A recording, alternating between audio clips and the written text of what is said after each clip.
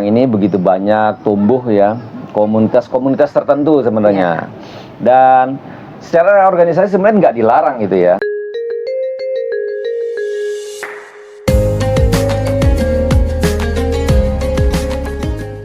Assalamualaikum warahmatullahi wabarakatuh. Waalaikumsalam warahmatullahi wabarakatuh. Alhamdulillahirabbil alamin.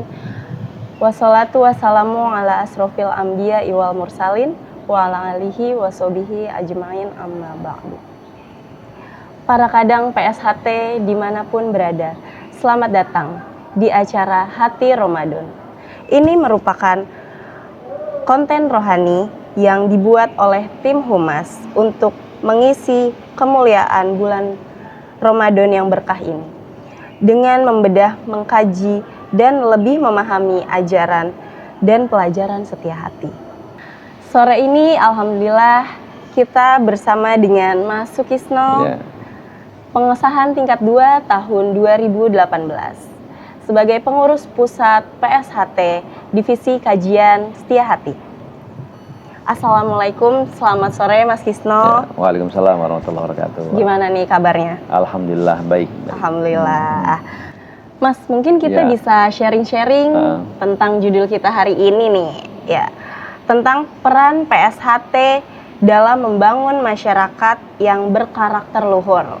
Nah, ini ada beberapa pertanyaan nih dari kita agar kita bisa mengetahui apa sih itu karakter. Apa sih itu karakter, Mas? Iya. Karakter itu dari sisi bahasa itu sebenarnya adalah tabiat gitu ya, atau sifat bawaan gitu, atau kebiasaan yang memang sudah dilakukan oleh setiap orang gitu. Nah, setiap orang punya karakter yang berbeda-beda gitu, atau sifat-sifat yang berbeda-beda gitu, yang nanti kemudian itu dilakukan setiap harinya gitu, dan itu menjadi identitas dirinya dia gitu. Ya, kira-kira definisi karakter secara umum seperti itu gitu. Lalu sejauh mana nih PSHT bisa mempengaruhi karakter masyarakat nih secara umum? Ya, PSHT itu kan lembaga pendidikannya, karena tujuan kita itu adalah mendidik manusia gitu, yang berbudi luhur, tahu benar dan salah gitu ya. Jadi sebenarnya seharusnya format lembaga Setia Hati Teratai itu ya sama dengan sekolah sebenarnya, iya. Karena sekolah pun juga sama, ujung pendidikannya itu adalah perubahan karakter gitu ya, atau menjadikan manusia itu punya karakter yang baik. Nah, mungkin wasilahnya saja yang berbeda, karena kalau di sekolah baik SD, SMP maupun universitas itu dia ada ruangannya segala macam gitu ya, mungkin ada laboratoriumnya segala macam gitu ya, yang kemudian di satu tempat itu mereka belajar atau dididik gitu tadi dengan pelajaran-pelajaran yang nanti akan menuju ke perubahan karakter yang baik. Nah, kalau S1 Teratai berbeda gitu ya, wasilahnya atau tempatnya, karena latihan pencak gitu ya, latihan silat, maka tempatnya pun tidak harus di kelas gitu ya. Nanti ada yang di lapangan, ada yang mungkin di pinggir masjid, ada yang mungkin di gedung juga ada gitu ya.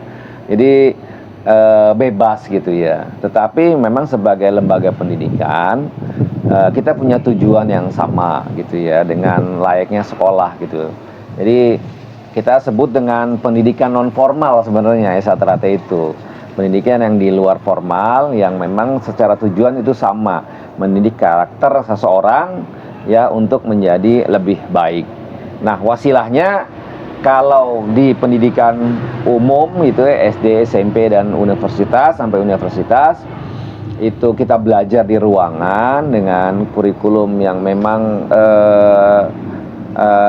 tersusun rapi gitu ya. Kalau di S1 Teratai kan sarananya pencak silat gitu ya. Jadinya itu saja yang menjadikan perbedaan, tapi secara tujuan itu sama. Berarti sama-sama mendidik manusia menjadi orang yang berbudi luhur ya. Iya. Budi luhur itu kan bagian dari karakter sebenarnya. Jadi memang tujuannya itu memang sama gitu, hanya mungkin wasilahnya atau metode lah, sebutannya metodenya itu agak berbeda gitu. Kalau di Esa Trate itu dengan pencak silatnya, dengan bela dirinya gitu. Kalau di bangku sekolahan atau bangku kuliah itu dengan matematika, dengan bahasa Indonesia dan dengan mata kuliah yang lain gitu. Betul. Lanjut nih Mas Ya. Kisno. Oke. Tujuan dari SH Trate kan mendidik Ya. manusia yang berbudi luhur, tahu benar dan salah. Tapi kenapa sih tidak ada penambahan kalimat karakter? Ya. Ya, soal kalimat itu sebenarnya tidak terlalu penting ya. Yang penting adalah substansinya gitu ya. Tadi saya bilang bahwa berbudi luhur itu sebenarnya bagian dari karakter gitu. Ya, jadi kita lebih penting kita menuju kepada substansi dari pendidikan itu sendiri gitu. Itu tadi perubahan karakter itu. Dan karakter budi luhur yang merupakan substansi penting di Esa Trate itu adalah hal besar yang memang diinginkan oleh para pendiri setia hati Trate itu sendiri. Dan kalimat budi luhur juga sebenarnya di dalam pendidikan kita, terutama Ki Hajar Dewantoro itu juga dimasukkan sebenarnya, bahwa Ki Hajar Dewantoro selaku bapak pendidikan kita itu memang kepingin bahwa pendidikan di Indonesia itu menuju karakter budi luhur. Jadi sebenarnya sama gitu ya. Hanya itu tadi memang tidak diberikan letterlek kalimatnya karena kita anggap bahwa substansinya itu sama gitu. Jadi sama aja ya antara Sama. budi luhur, karakter itu sama aja Iya. gitu. Lalu hubungan pelajaran silat dengan pelajaran karakter yang sekarang dan sering dibahas itu apa sih? Ya, ini yang jadi uniknya Esa Trate itu sebenarnya gitu ya. Kita selalu bertanya-tanya tuh, apa hubungannya orang silat sama kemudian punya karakter budi luhur gitu ya. Kalau di sekolah itu kan jelas sebenarnya ya, diajarkan nanti ada pelajaran agama, bahkan dulu ada pelajaran budi pekerti itu bahkan dulu. Kemudian ada banyak lah, mungkin di sisi psikologi juga ada pelajaran-pelajaran penting. Itu kan wajar ketika kemudian ada pelajarannya, kemudian tujuannya budi luhur tuh wajar tuh. Tapi kalau silat kan enggak, silat tuh berantem loh gitu ya. Terus kemudian punya tujuan budi luhur, itu kan aneh gitu. Tapi memang itu uniknya Esa Trate seperti itu. Jadi ada banyak hal yang kemudian disisipkan atau kemudian secara filosofi sebenarnya itu para pendahulu kita mengajarkan sisi budi luhur itu sendiri gitu ya di pelajaran pencaksilat. Contoh yang paling kecil saja misalnya gitu ya, kita ketika latihan tuh para pelatih itu mengharuskan untuk datang tepat waktu gitu ya. Yang kedua, bagi siswa-siswa Esa Trate, siswa-siswi Esa Trate itu kalau datang dia harus bersalaman gitu ya, baik sama temannya apalagi pelatihnya. Nah, sebenarnya itu bagian-bagian dari untuk seseorang kita didik sebagai bentuk pengejawantahan budi luhur. Karena dia bisa berdisiplin dengan baik, kemudian menghargai orang lain, teman sejawatnya dengan bersalaman, dan menghormati pelatih atau gurunya dengan bersalaman. Sebenarnya hal-hal yang seperti itu tuh, hal-hal kecil. Nah, pencaksilat itu yang kita inginkan sebagai bentuk pelajaran yang sebenarnya secara fisik itu bersifat bela diri dan kekerasan gitu ya, tapi di dalamnya punya filosofi yang nanti akan menuju kepada karakter budi luhur tersebut. Sebenarnya cukup banyak tuh tadi yang disebutkan oleh saya, itu bagian hal-hal yang kecil saja.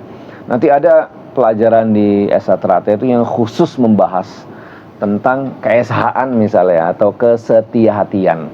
Itu tadi ada banyak nasihat di situ yang memang nanti akan diberikan kepada siswa-siswinya dalam rangka mengingatkan dia dan membentuk karakter budi luhurnya. Diingatkan bagaimana menjadi orang yang baik, diingatkan bagaimana berbakti kepada orang tuanya, diingatkan bagaimana bisa untuk beribadah dengan baik kepada Tuhannya. Seperti itu. Walaupun nanti ada pelajarannya, tapi pada dasarnya secara umum pelajaran-pelajaran yang sifatnya fisik sifatnya material bela diri, itu ada filosofi karakternya sebenarnya begitu. Yang tadi disebutkan oleh saya tadi hanya sebagian kecil. Sebenarnya banyak hal yang lain lagi. Gitu. Termasuk untuk karakter disiplin ya. Kalau misalnya telat itu kan kadang siswa suka disuruh jalan jongkok, kayak gitu juga termasuk bentuk dari membentuk karakter, mendisiplinkan. Betul. Gitu. Jadi kalau telat biasanya kan, dulu mungkin Mbak Vinda juga merasakan telat itu disuruh, ada yang disuruh jongkok lah, ada yang disuruh push up lah, macam-macam lah. Itu sebenarnya karakter bahwa yang pertama kita harus menghargai waktu, gitu ya. Yang kedua mungkin menghargai kesepakatan kita bersama. Nah itu kan orang-orang yang punya karakter menepati janji, berdisiplin itu sangat penting. Dan itu karakter itu nanti dibawa loh Mbak ya. Dibawa apa? Dibawa nanti ke dunia nyata, ke dunia kerja, ke dunia di masyarakat gitu kan. Itu sangat penting. Makanya pendidikan karakter itu sebenarnya justru lebih penting gitu ya, dibanding orang hanya sekedar sekarang ini pendidikan sekarang ini hanya mengejar nilai gitu ya. Nilainya sudah 80, 90 senang gitu ya gitu. Tapi ternyata karakter sama akhlaknya buruk. Nah, gitu. Nah, Esa Terhati itu sebenarnya ketika belajar pencaksilat itu diajarkan banyak tentang perubahan karakter tadi. Ya kalau dia telat, ya konsekuensinya apa nih gitu ya, supaya Anda lebih menghargai waktu. Anda lebih menghargai kesepakatan gitu kan. Kan teman-temannya sudah datang nungguin dia tuh gitu ya, lama gitu kan sehingga dia telat gitu ya. Nah, dia bagaimana menghargai kesepakatan atau janji tersebut sehingga nanti di kemudian hari dia menjadi orang-orang yang menepati janji, orang-orang yang amanah. Dan orang-orang yang seperti itu nanti akan dipakai di masyarakatnya, dipakai di dunia kerja, dan dia dipercaya orang gitu. Nah, itu jadi bekal yang sangat berharga gitu ya. Mungkin Mbak Vinda kan kerja di sebuah perusahaan atau kan pasti itu menjadi sebuah penilaian gitu, kinerja kalau sekarang tuh, sehingga nanti akan atasannya bisa mempromosikan karena mungkin Mbak Vinda nih orangnya jujur, tepat waktu tadi, nggak pernah telat kan gitu ya. Nah seperti itulah kira-kira. Lalu sumbangsih apa dari karakter pesilat PSHT ini bagi perbaikan karakter masyarakat yang hari-hari ini itu mengalami penurunan? Ya memang kita bisa lihat ya Mbak Avinda ya sama teman-teman atau dulu-dulu Setiahati Terhati dimanapun berada, bahwa kondisi bangsa kita saat ini mengalami degradasi moral, degradasi akhlak yang sangat luar biasa gitu ya. Sumbangsinya itu tadi ya, bahwa Esa Terhati itu bagaimana mendidik manusia ya sebanyak mungkin. Ketika orang masuk latihan Esa Terhati, kita didik supaya orang itu punya karakter yang baik. Itu merupakan sumbangsi nyata tuh sebenarnya bagi negara, bangsa, dan masyarakat di sekitarnya.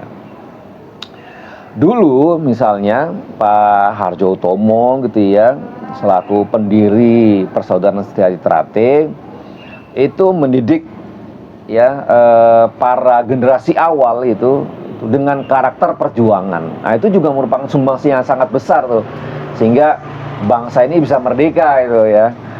Dan kita ini bangsa ini itu punya hutang atau ya hutang budi yang sangat besar kepada para pesilat. Kenapa? Ya karena tadi didikan untuk memperjuangkan bangsa ini oleh para pelatih-pelatih kita zaman dulu itu bisa membangkitkan rasa perjuangan gitu, bahwa kita secara karakter tidak mau dijajah gitu kan. Itu kan kalau nggak dididik nggak bisa itu, punya kesadaran seperti itu nggak bisa gitu. Dan itu bagian dari karakter. Bagian yang paling tinggi dari karakter itu sebenarnya adalah kesadaran penuh gitu ya, bahwa manusia itu punya hak kebebasan dia, baik berpendapat, berpendidikan, berkumpul, menyuarakan keinginan dia dengan aturan-aturan yang sudah ditentukan atau aturan-aturan umum yang sudah ditentukan oleh masyarakat sekitarnya. Gitu, Pak. Nah, terakhir nih Mas, ya kan? Untuk ini kan di zaman sekarang ini kan banyak generasi-generasi muda gitu.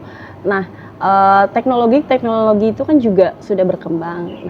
Langkahnya bagaimana nih Mas untuk sebagai warga PSHT menjadi teladan di generasi muda ini agar bisa menyontohkan menjadi teladan ke masyarakat secara zaman sekarang ini teknologi.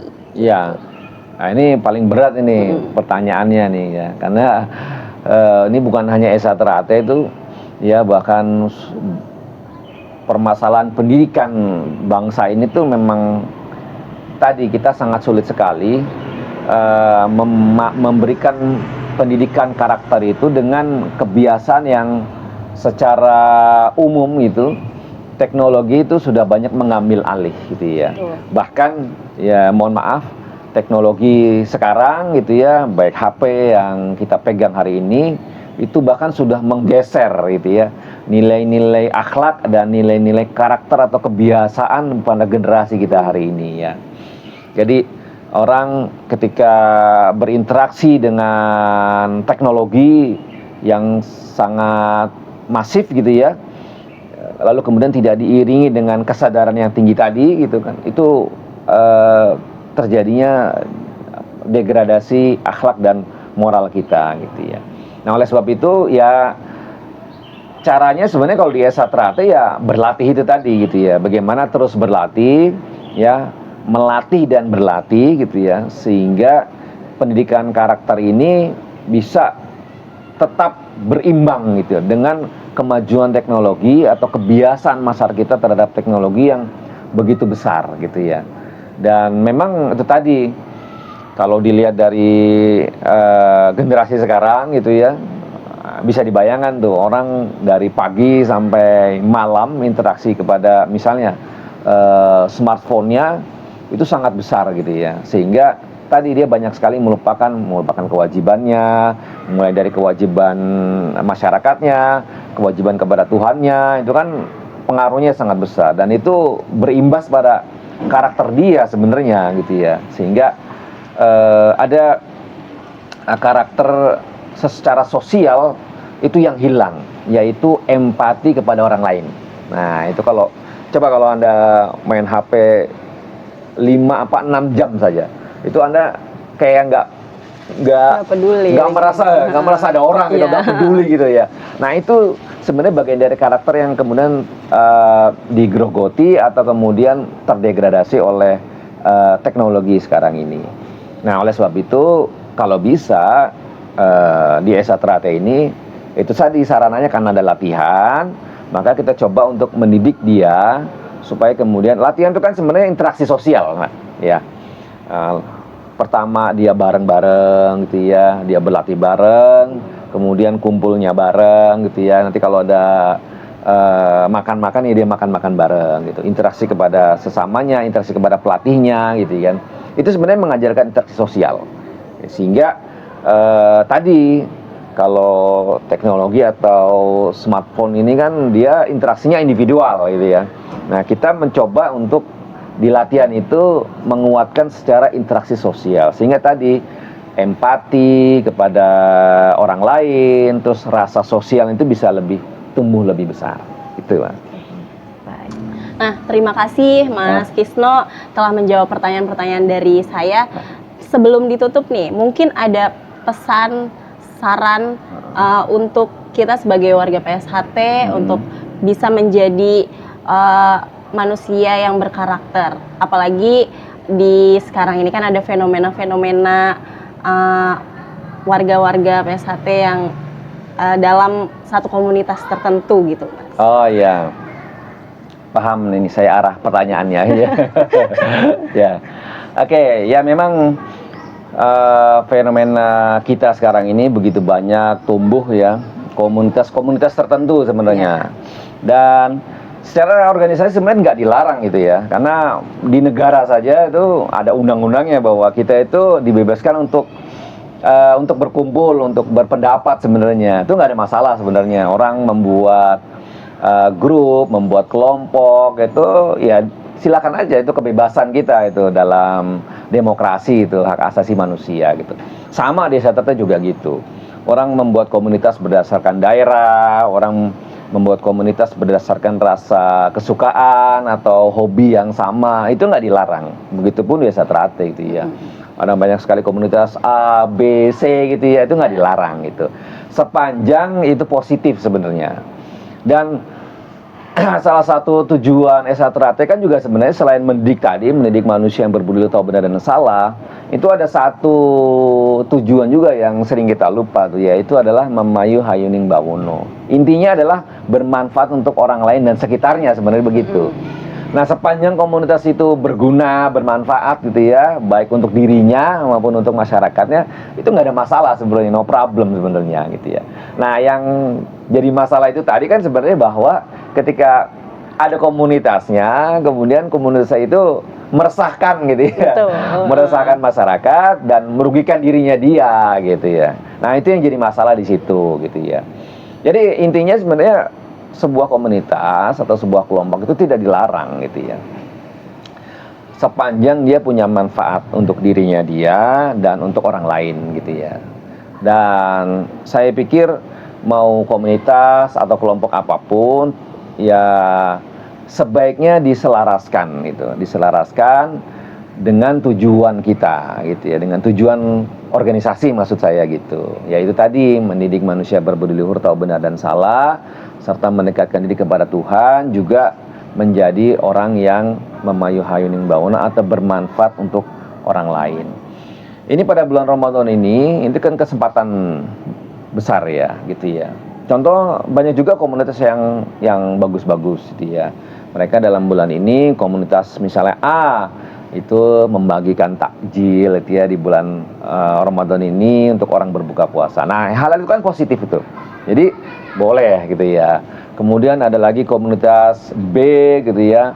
Ketika terjadi bencana dia membantu gitu ya, membantu orang lain atau membantu orang-orang yang terkena bencana.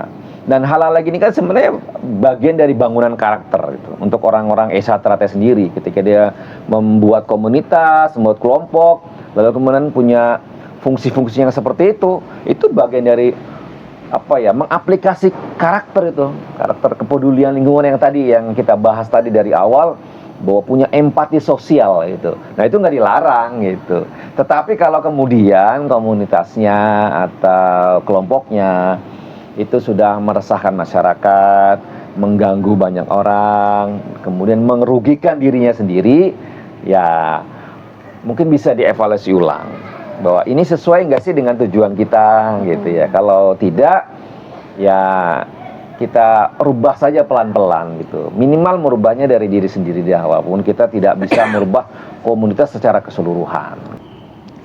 Alhamdulillah dulur-dulur semua, baru saja kita berbincang dan berdiskusi dengan Mas Sukisno. Mudah-mudahan apa yang kita sampaikan tadi dan kita bahas pada sore hari ini bisa mendapat manfaat, khususnya untuk kita dan lingkungan kita. Saya selaku moderator mengucapkan terima kasih kepada dulur-dulur semua yang sudah ikut bergabung dan menyimak apa yang sudah disampaikan tadi. Dan tidak lupa permohonan maaf apabila ada hal dan penyampaian saya yang kurang berkenan. Kita berjumpa lagi di lain kesempatan. Saya Afinda, sampai jumpa. Wassalamualaikum warahmatullahi wabarakatuh. Waalaikumsalam warahmatullahi wabarakatuh.